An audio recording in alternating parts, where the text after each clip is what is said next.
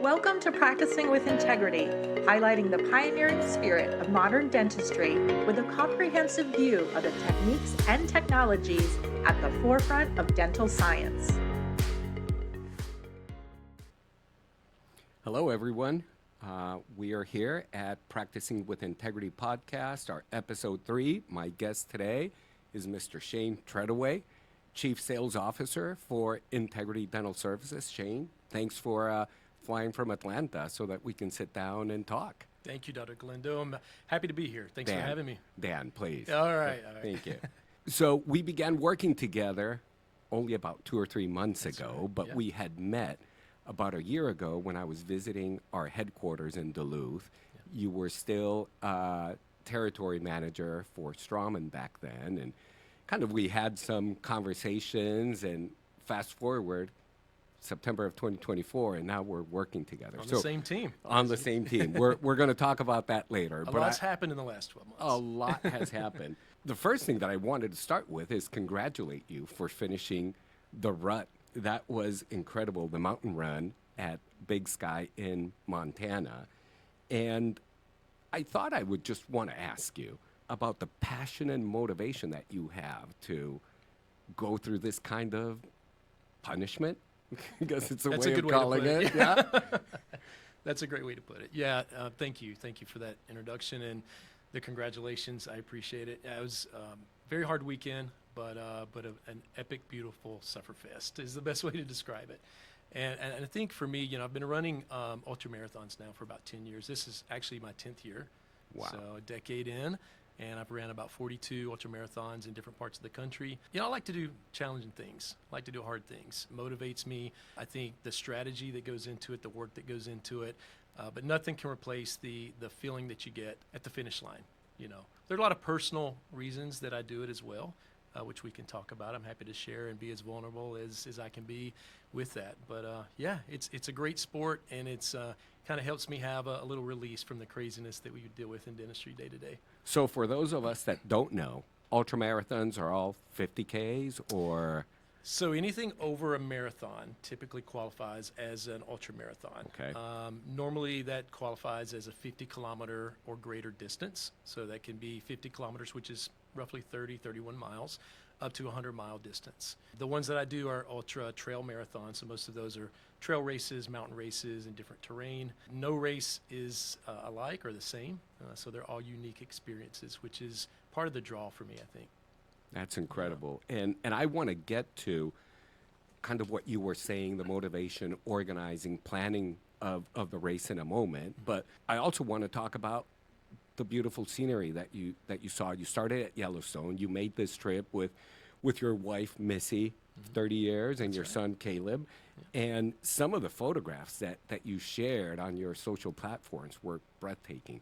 I know it was your first time. You told me this morning. Tell us about that experience. Oh, it was an incredible experience. I mean, the pictures really don't do it justice. We've never been to Yellowstone, so this was, coming out to Montana was something that I've wanted to do for a long time. It's just beautiful country. And living in North Georgia my whole life, we have mountains, but we don't have West Coast mountains or Midwest mountains.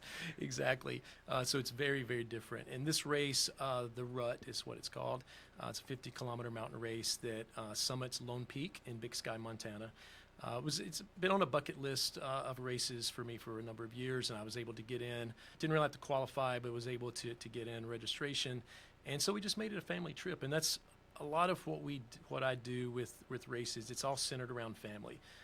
Our family's very close. Like you mentioned, my wife, Missy, and I, high school sweethearts. Oh. We dated in high school, met, I think I was 12, she was 11 when we first met.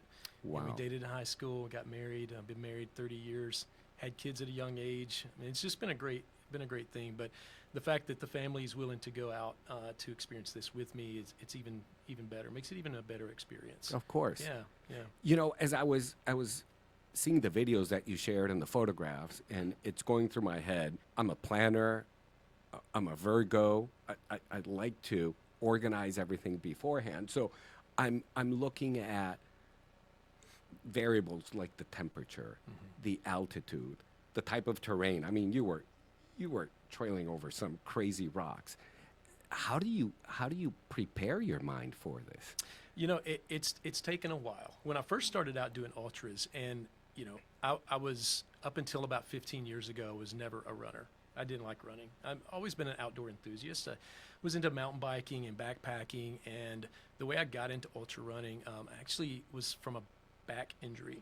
I herniated L4, L5, and wasn't able to mountain bike anymore. Bike really hurt my back, but I love the trails, I love the outdoors, and so I started trail running. I was able to do that, and as I gravitated towards longer distances, I was just very intrigued with the challenges that came with that, the different types of environment that you can get into. But when I first started doing ultras, I didn't know anything about it. I didn't know how to train for endurance. I didn't know how to train for the distance and the different things. So I did a lot of research, a lot of reading, and it's actually what led me to ultra running was a book by Rich Roll. He has a podcast, the Rich Roll Podcast, and he's an endurance athlete. And in his book, my goal was to run a marathon. So I had done up to half marathon distances. And in his book, he says, well, if you can train for a marathon, you can train for an ultra. So I'm like, okay, if I'm going to do a marathon, might as well do an ultra, and check the box there. And so to prepare the mind for that, a lot of it is trial and error. And the best advice I can give someone that wants to do ultra running or trail running in the mountains is, the downhills, you can't be afraid to fall. So you have to get your mind to a place where you got to go with it. You got to trust your training, you trust your instinct, and you just go with nature. And it's an amazing experience. So earlier today, we were interviewing a candidate for a position in our company, and we spoke about the BHAG. Is this your big, huge, audacious goal, ultras, or is there anything after? It was. No, I mean, obviously, I have those goals every year that I set for myself. Part of it has been advancing my career. Some goals that I've had for my family, for our son, and our daughter as well. But ultras was a big, hairy, audacious goal that I had set, and I checked the box that first year, which was 10 years ago this year. Wow. And then I went back the next year to like, okay, I got to beat my time. And then I just fell in love with the sport, and the community. Wow, that's incredible.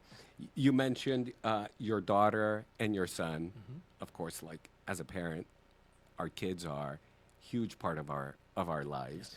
Yes. Your son, incredible dogs fan. I see him in the gear. University of Georgia. He's an outdoors guy as well, because he was in this trip, and you guys went to Yellowstone and Montana. He transformed your lives, and Absolutely. Why don't you share that with our listeners? Absolutely, I would love to. Yeah, I mean, our kids, they're our life, they're everything. Our son was born first. He's 28 years old now. Our daughter's 24, and they're just the center of our world, like you said. I mean, all of you guys listening that have kids, you know where I'm coming from with that. When our son was born, so he was born in 1996. He was an Olympic baby, and the Olympics were in Atlanta that year. And probably about a year and a half, of his first year and a half of his life, we could tell something was different. We weren't really sure. And at that time, we were doing a lot of testing. We took him to developmental pediatricians to try to figure out what's going on with this little guy. And turns out he was diagnosed with autism, under the autism spectrum disorder. And, we were basically kids ourselves. I mean, heck, when we got married, I was 20, my wife was 19. And I was 22 when he was born. She was 21 when he was born. So I look back now and I'm like, how did we do that? I mean, we were so young and just so inexperienced, but so we did as much research as we could. We went to support groups and just got involved in the community and we were advocates in the school system, for kids with special needs, to the point where it really kind of changed the direction of my wife's career. She was a teacher and she taught in the school where he went. So we fast forward to kindergarten, first grade. There wasn't a lot of support in the school systems, for children with autism spectrum disorder. And so we were just learning as we went and just taking it day by day. And I think for me, if my wife was here, she would probably tell you she struggled a little more so in the earlier years, where I tried to be the stronger side and be there to support and like, okay, we can figure this out. And then it's pretty wild as he got older and as our family got older, it kind of shifted. And I struggled with it more as we got into the teen years, and she was my support system. So, a lot of people have asked us, how do you make it 30 years? It's transparency, it's trust. And I think it's going through hard things together, being there for each other. No matter what you face, no matter what you go through, you figure it out, and you don't give up. And I think a lot of that has translated into my hobby of ultra running. And so I'm trying to figure this out. I was actually thinking about it as I was summiting Lone Peak, and I was thinking about, our time this week and, what I would want to talk about. And I'm not sure if life has taught me more about endurance for my sport, or my sport has taught me more about endurance for my life. But I think for me, it goes hand in hand. Well, that's amazing. Yeah. Thanks for sharing this personal family story, which is remarkable because the two of you have incredible careers. Yeah. And it's just a solid foundation, such a tight family that it's remarkable. Thank you. So let's talk about your career. Yeah. So all of a sudden, you're in college. Of course, you married and you had your son and your daughter, and you end up working in the dental industry. Out of where? Yeah, it's pretty crazy. So I was going to Gainesville College, which is community college at the time. It's part of the University of North Georgia university system, where my wife was going. And again, a kid just trying to figure out, okay, what am I going to do? My strong suit as a college kid or high school kid was illustration, arts, and sciences.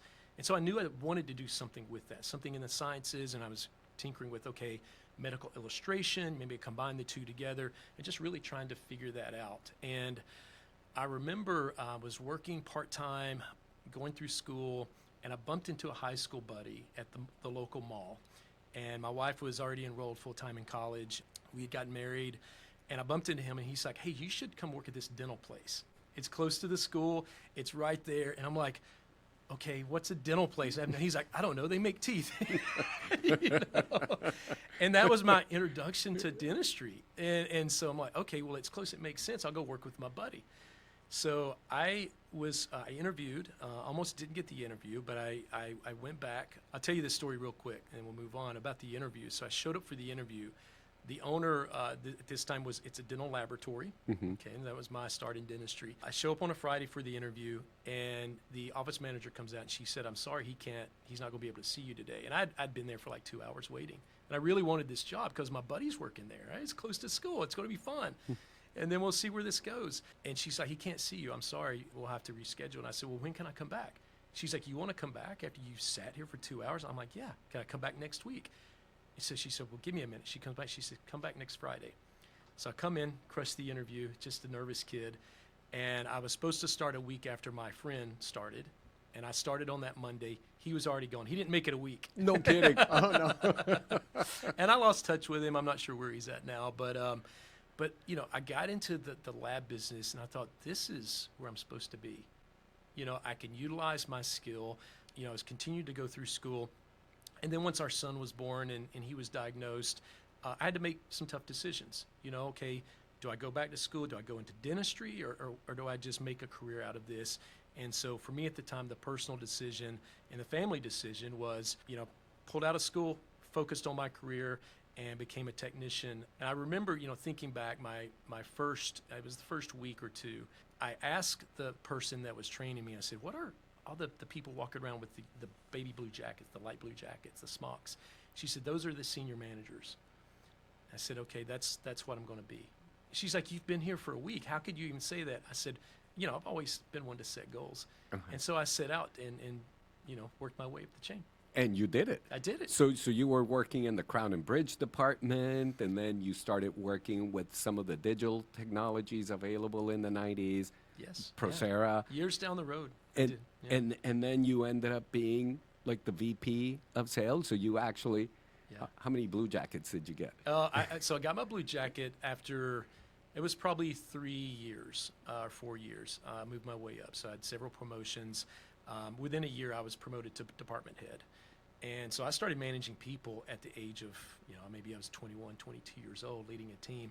Knew nothing about management, knew nothing about managing people, but I care about people. And I think at the core of it, as leaders, that we have to have that in our DNA and fiber to be effective leaders. And so I used that and leveraged that throughout my career to navigate my path into management, into leadership. And so I spent a good part of a little over 20 years at that company before I left. And when I left, I had received multiple promotions, and I was the VP of Sales and Marketing and had about 43 people reporting up to me when I left the organization. And you started out of an interview that was canceled. That's exactly That's right. amazing. Incredible story. Thanks for sharing that. Absolutely. You moved to Strawman, Yes. and then again, you moved up the ladder. So you've got some inherent skills, management, leadership skills. I want to talk about that transition from being hands-on to now leading teams that are offering products to dentists, different type of dentists, specialists, oral surgeons, periodontists, prosthodontists, general practice, and the support that you provided them. Because a lot of what people can do with dental implants and the technology involved with dental implants is something that you hear of or learn from your sales team. So tell me about that. Yeah. So with the transition to Strawman, it was, I'll back up because it was a difficult decision to leave that organization that I was with. 20 years. After 20 years. Yeah. And I was asked when I interviewed with Strawman, why would you ever leave? And so for me, it was a decision that I wanted to advance my career. I mean, I had 20 years of my career with this company, and I have the utmost respect for the family, the owner that I worked for. They treated me great. They treated me like family, and it was a great place to be. But I wanted more for my career. But also, remember, out of those 20, almost 21 years there, I'd been managing people for a good part of like 18, 19 years at that company. Right after you started. Exactly. Yeah.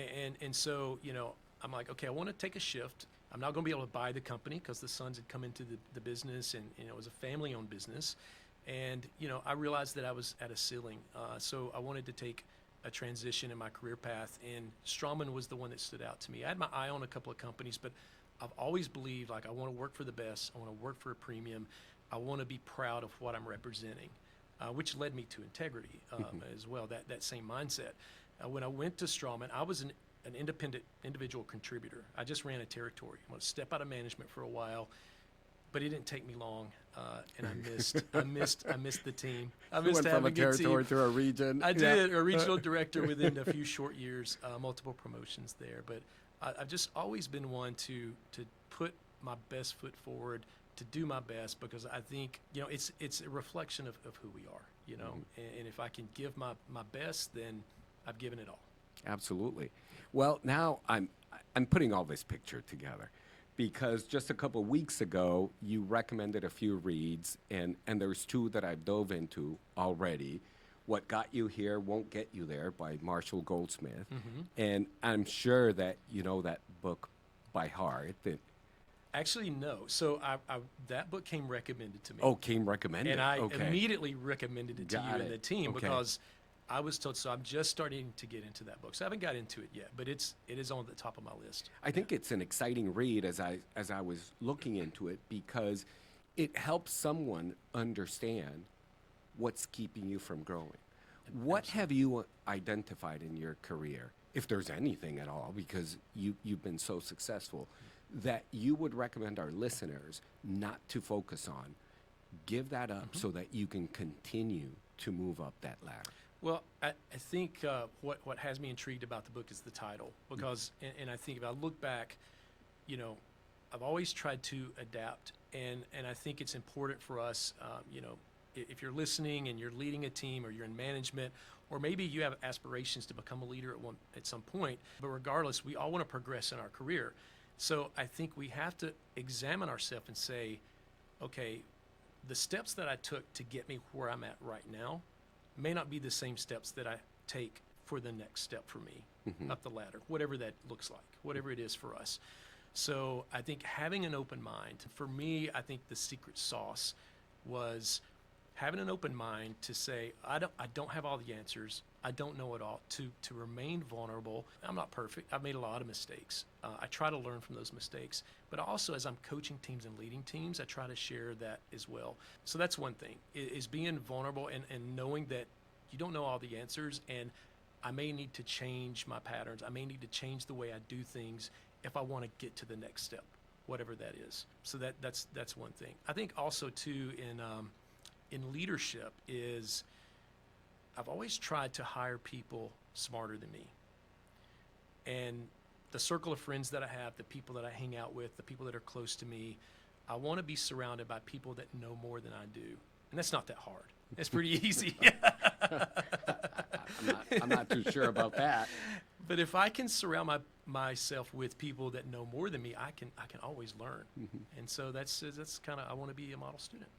So, and that's critical. I find that exactly the same way, because there's so much that you absorb from the people that are around you, and if they're smarter, that prepares you for what you need to do, whatever venture you're jumping into. Tell me, in your career at Straumann, you were a surgical territory manager, so you were kind of talking to oral and maxillofacial surgery offices, to the doctors, periodontal offices, to the doctors there. How did you develop depth of relationship? Because you only have a few minutes to create a connection, and doctors are busy, and sometimes they won't give you the time of day, I guess. But how did you dive into that? Well, it helped having the lab background, having the restorative background. I was able to relate to the specialist through their referrals. So for me, I had a little extra ammunition for that. But I think on a personal level, just, if you can get, sometimes you only have 30 seconds or a minute. So you need to know what your elevator pitch is, whatever that is. But I think first and foremost, you have to connect with them on some personal level. You have to establish trust. So for me to transition into that role was very different, coming from the restorative world into the surgical world. But I had to be able to establish trust with those specialists, because I had no surgical background. It was all restorative. So I think just leveraging your personality, being vulnerable, being humble, and asking questions and listening. That's the most important part. I've never really, been one to go in and just, dump a bunch of product on someone. I mean, I believe Straumann is a fantastic implant. It's great. It performs very well. So I had all the literature, I had the white papers, I had all of that. I didn't go in leading with that stuff, because the specialists, they're looking at me. They know what Straumann can do. They know what Noble Biocare can do. They know the implants can perform. But what can I offer as a representative to help connect them with the referrals, to make their life easier, make their staff's life easier? And that's the way I did it. It's just using my skill set to make their life a little easier than what it was before I came. Yeah, so the background in the dental laboratory, implant dentistry is a restorative-driven procedure, allowed you to make that incredible connection. It did. Now let's fast forward to this past July. You become Chief Sales Officer of Integrity Dental Services. What was your vision when looking for this position? Yeah, it's a great question. You mentioned earlier about the goals, right? Those big goals, those hairy, audacious goals. Mine coming into this year was to advance my career to the next step at an executive level, at least a VP or an executive level. So I love my Straumann team. I love the Straumann family and the Straumann product. But I was open to advancing my career, and I was looking for the right opportunities. And, I was interviewing for a couple of different positions with a couple of different companies at the beginning of the year to make that advancement. And I've known Rob Dinker, the CEO and founder of Integrity Dental Services. I've known him for some time. I've known his dad for many, many years, coming from the lab world. Of course.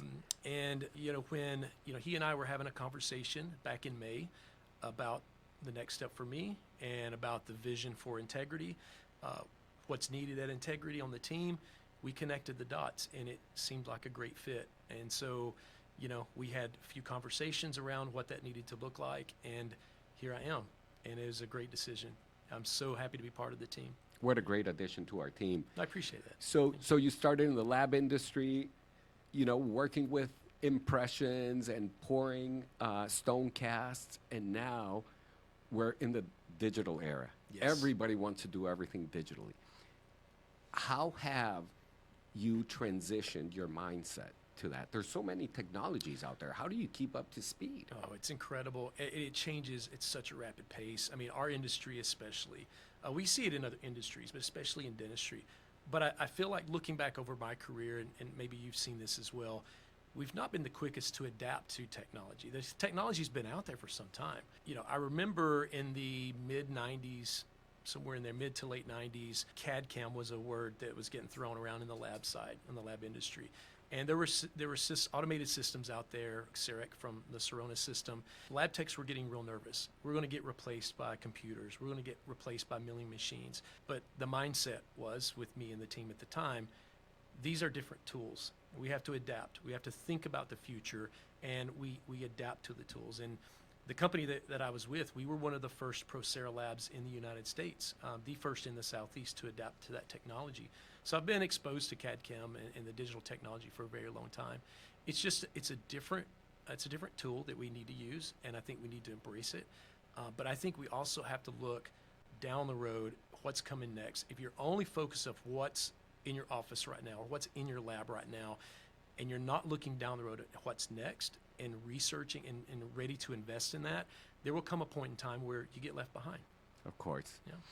So Integrity Dental Services has offices, of course, in Duluth, where our headquarters are in Georgia. We've got offices in Scottsdale. You're going to be leading two teams geographically at opposite ends of the country.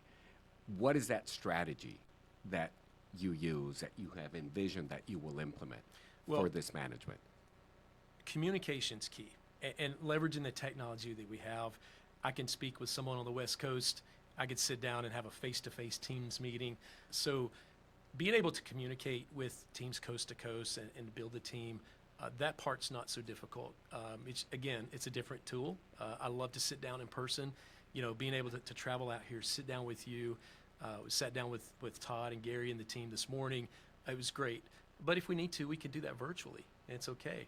So the strategy is, for the future of our organization and Integrity is, we're looking at key markets. I think we're looking at, key talent to bring in the organization that mirrors what we have, but also some that can bring some new thought processes and maybe some new strategies to us.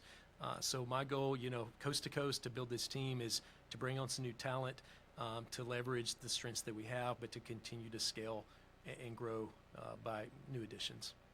That's great. Yeah.